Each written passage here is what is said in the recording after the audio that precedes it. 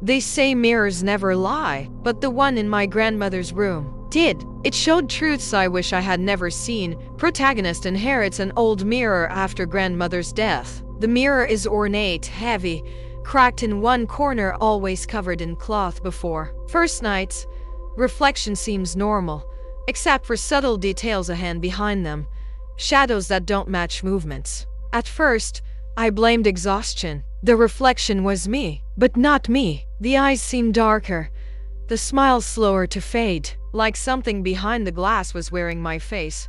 Mirror starts showing false realities.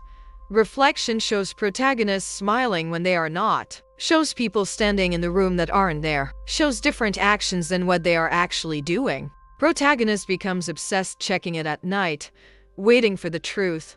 The mirror told me lies, but in those lies, I saw things I couldn't explain. I watched myself lock the door in the reflection only to find it still wide open. I watched myself crying silently in the mirror. While I stood motionless, unblinking, reflection shows their grandmother alive, weeping behind the glass. She mouths words, "I'm sorry."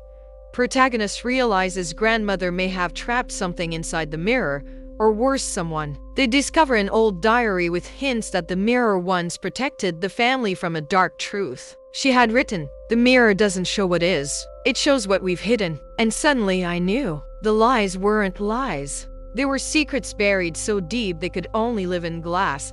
In final confrontation, protagonist smashes the mirror to destroy it. But the glass cuts deep, and as shards scatter, every shard shows a different, horrific reflection of themselves.